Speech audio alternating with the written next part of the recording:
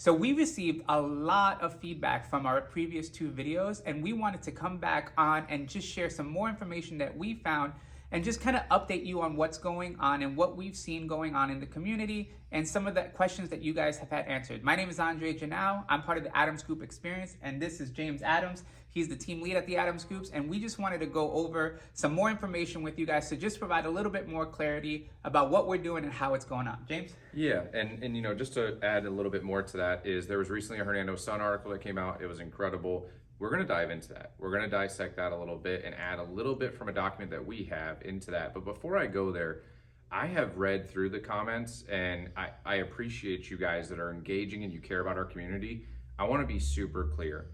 I live inside of this community. I was born and raised in a house on Spring Hill Drive. I was born in 1990. I have seen all of the infrastructure changes in this county since 1990. What happens in this county matters to me. My son is inside of this school system, and I shop in this area. I live in this area. I participate in the community in this area. And I want to be really clear with everybody who's here. We are not the developer. We are not the builder.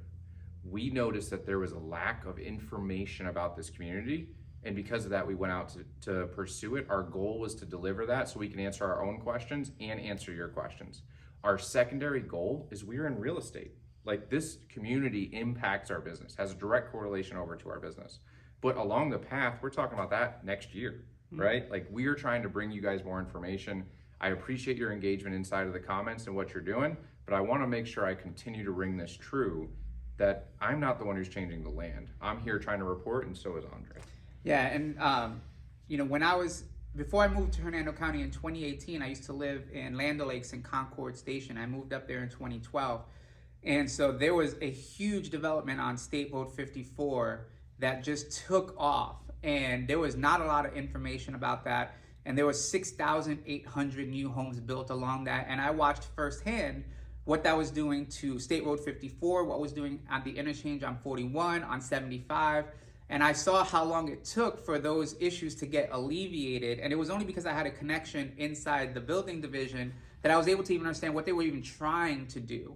And so we watched firsthand how how Bexley School was only built about 3 years after the influx of residents, and how Oakstead was really just at capacity, bursting at the seams. So I watched this all play out firsthand. And at the end of the day, in 2018, I chose to leave and come up to Hernando County. So this one particularly, I've seen this story before, and I realized and I remember not having the information or no one really telling me what's going on about how everything that was so open and cows and pasture fields and all that stuff, all the stuff that we liked when we moved there, all of a sudden, like, there was just development after development. Bexley, Long Lake Ranch, Astoria.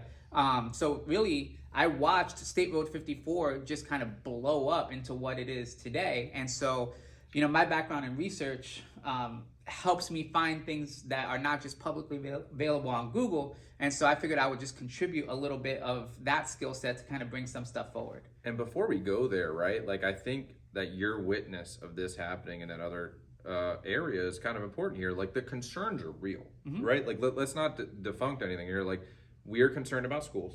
We are concerned about hospitals. We are concerned about what's happening to the nature and beauty of our area. We are concerned about the road systems. Can they handle the influx, right? Right. So what do you, looking back at that other neighborhood, did you think that there were some areas where the county was preemptive? And did you think that there were some areas where they were reactive to the problem? Well, traffic-wise, they were completely reactive because I used to do that commute on 41, coming up 41 to make that turn onto 54, and it took forever for them to widen that turn lane.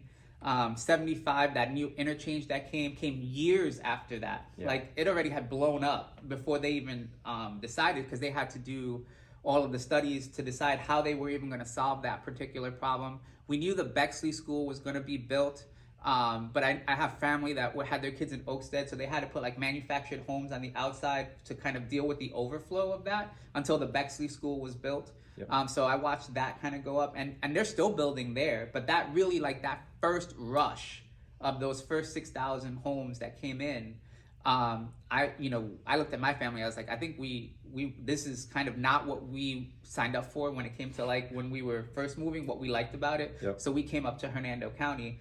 And we hope it doesn't come our way either, because we know that there are some things that have been approved along Powell, where I live, that have us kind of like, oh, you know, like that we've had to fight for rezonings and changes. So yeah, it's kind of everywhere right now. Well, it's happening all over, right? So like that community is going to have somewhere in the vicinity of 3,000 homes. But if you look around, you go down county line, there's 1, 2, 3, there's 4 new neighborhoods over there. On Powell, 1, 2, 3 new neighborhoods over there that I can just come off the top of my head with.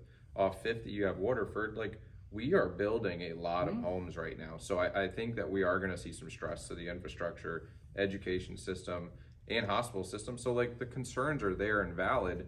And I believe that we need to continue to communicate those so our county knows and we can have the least amount of reaction time as possible. I don't want my kid to be stressed in school or being taught in a hallway, right? Like, that doesn't sound proper to me. I don't want, me to have an emergency and have to wait 45 minutes in the ER. And I also, if I want to go out to Chick-fil-A, I want to be able to get there in a reasonable amount of time. You know what I mean? So, awesome, man. And I think it's a perfect segue. Like, we read the Hernando Sun article, which I think is a great article, really reputable reporting company inside, gave some really good insights. And we don't want to necessarily repeat some of those. Some of those things we want to reiterate. And we also want to add a little bit using a document that was based on the development agreement. Right.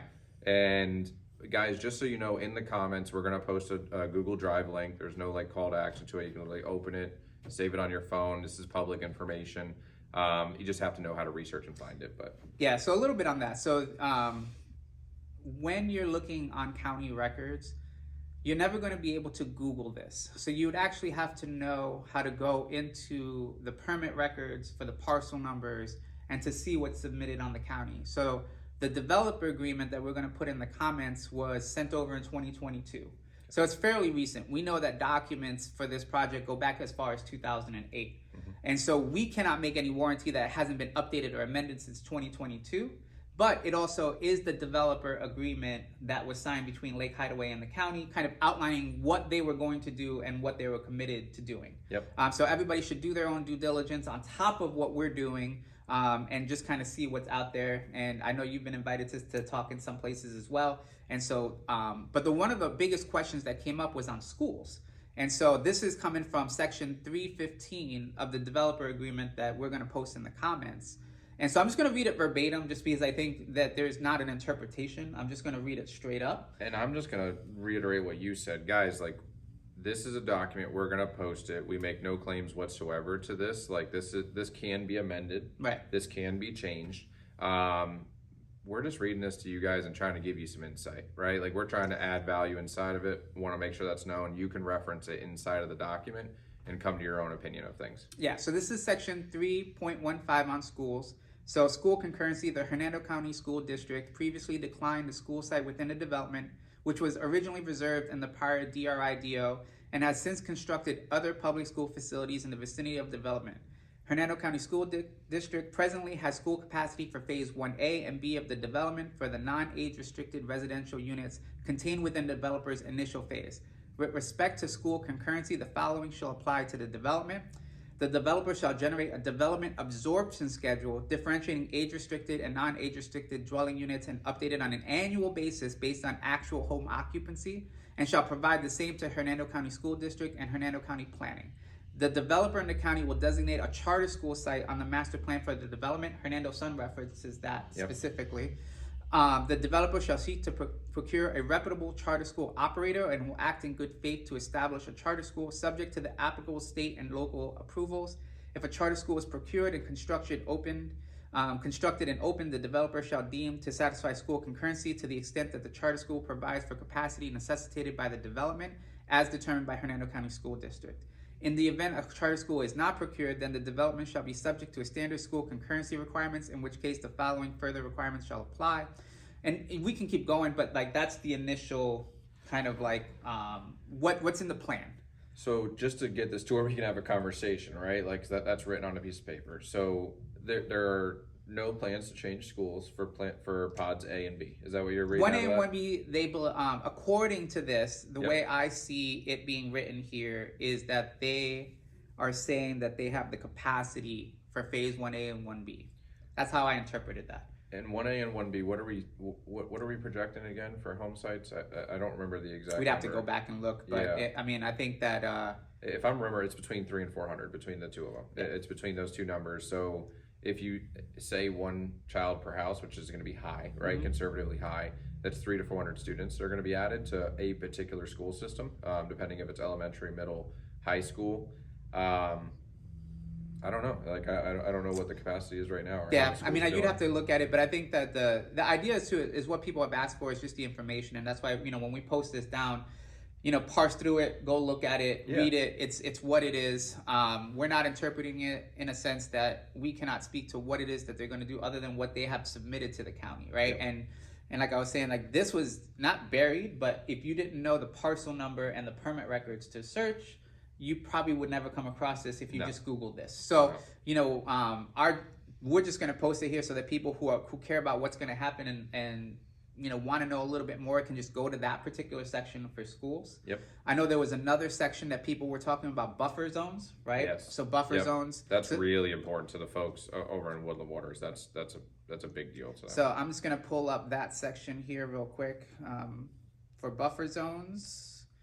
And so I'm just scrolling here. While Andre's grabbing that, guys, like we would love to hear your feedback in the comments, right? Like hear your feedback of ways that the people could improve. Of course, continue to voice your concerns, but an old man once told me, you know what I mean? This is a great rule, and you might have heard me say this at some point, but if you have a problem, present a solution. Right. What would a reasonable solution be? And I think that that's really valuable in the comments, because I think at this point some of the counties actually reading the comments as well. For sure. All right, so as far as buffers, so this is coming from section 3.8, buffers and open space. A 50-foot wide perimeter buffer along the development's southern common boundary with the Woodland Waters subdivision. This buffer shall preserve existing vegetation and be enhanced as required by the PDP rezoning and master plan. In addition, the vegetated perimeter buffer, there should be a 50-foot setback for all structures along the southern common boundary with Woodland Water subdivision as generally depicted in the PDP rezoning and master plan, for a total building setback of 100 feet from the perimeter property boundary at this location. This open space shall be maintained by the HOA and CDD. That's section A. Okay. Then section B, a buffer of at least 50 feet in width from the terminus of the open space referenced in paragraph 1 above, and extending south along the western edge of the property boundary adjacent to the Woodland Water subdivision as generally depicted in the CPDP rezoning and master plan. Yep. This corridor shall include the existing 30-foot utility easement with the 50-foot buffer. This buffer shall preserve existing vegetation and be enhanced as required by the PDP rezoning and master plan. Any enhancement added by the developer shall not conflict with the utility easement. The open space corridor shall be maintained by the HOA and CDP and the CDD. And then there's going to be more details. I would just that's the piece that people did care about. They wanted to know a lot the of buffer. information. Yeah, that gives a lot of information about the distance and what's going to happen with the trees and the vegetation that are there. And guys, go back there and you can walk out of your property and just go walk it off, right? Yeah. Like that's something you can do to get an idea of where that's going to back up to. Yeah. So that's section 3.8. Okay. In another video, we'll go over the CDD and HOA rules and regulations. I don't think that anybody who's ever lived one will be surprised by what they're going to ask for in those. But those are all filed. Yep. Again, you can't really search it on Google, so you can't just type this in. You would have to actually know to go to the parcel and the permit and for each parcel and pull all the different things that are there. Environmental studies are also part of it as well. So they've done environmental impact studies. Those are all been published and submitted to the county because it's all public record, right? For you. Yep. So it's just knowing how to go get it. Yeah. And so, and that's always been my commitment is I know how to go get it. So here it is. And so I think that it's a 51-page document, guys. And if we went over all of that in this video, that would be not entertaining.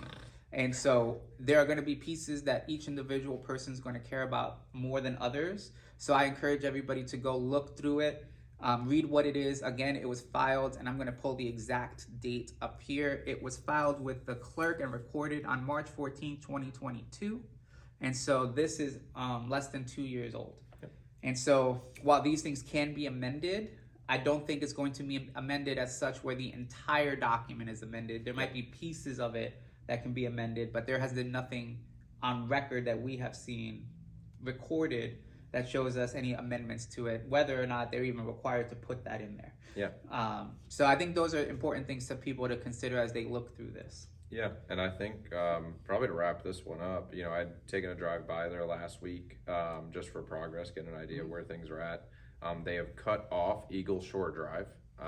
So Barras is going to bring you in, and then you're going to fork off to the left to come into the community on Eagle Shore Drive. Okay. And then the underground rough-ins are in. So I don't know about electric, but I saw the drainage and plumbing was coming out of the land. They have not started to pave anything as of last week. But it's moving along pretty quickly. Yeah. Yeah, no, I drove past there as well. So, you know, as for this update, like the document will be in there. Like we're trying to be as just forthright. Here you go, take it, you know, read it, do as you may.